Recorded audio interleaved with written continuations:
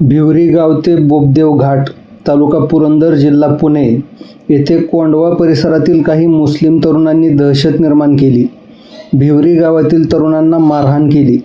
या परिसरामध्ये कोंढवा भागातील मुस्लिम लोक लँड जेहाद करीत आहेत. यामुळे बोबदेव घाट ते सासवडपर्यंतच्या परिसरामध्ये हिंदू लोकांमध्ये तणावाचे वातावरण निर्माण झाले आहे. भिवरी गावातील काही हिंदू तरुणांवर पोलिसांनी गुन्हेही दाखल केले आहेत.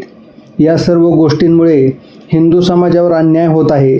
या अन्यायाला वाचा फोडण्यासाठी बुधवार दिनांक 8 एप्रिल 2026 रोजी आमदार गोपीचंद पडळकर, माजी आमदार संजय जगताप, डॉक्टर धवलसिंह मोहिते पाटील यांच्या नेतृत्वाखाली जिहादी मनोवृत्तीचा बिमोड करण्यासाठी सासवड ते कोंढवा जन आक्रोश मोर्चा व रॅली काढण्यात आली.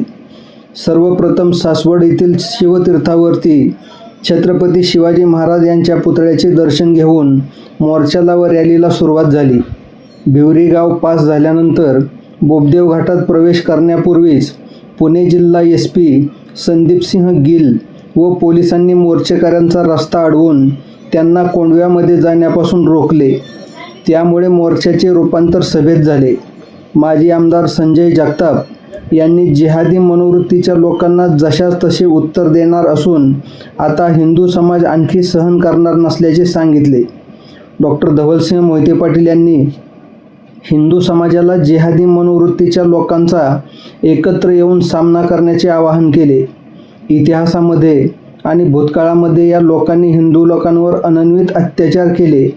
तेच दिवस पुढे येऊ द्यायचे नसतील तर समाजाने आपली एकी बळकट करावी, जशास तसे उत्तर द्यावे असे आवाहनही केले.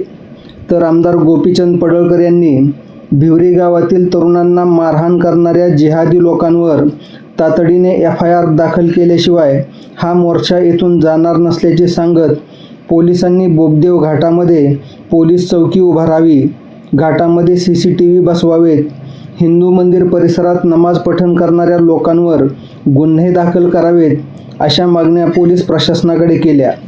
पुण्याचे SP संदीपसिंह गिल यांनी या मागण्यांवर सकारात्मक प्रतिसाद देत मोर्चेकऱ्यांना शांत केले.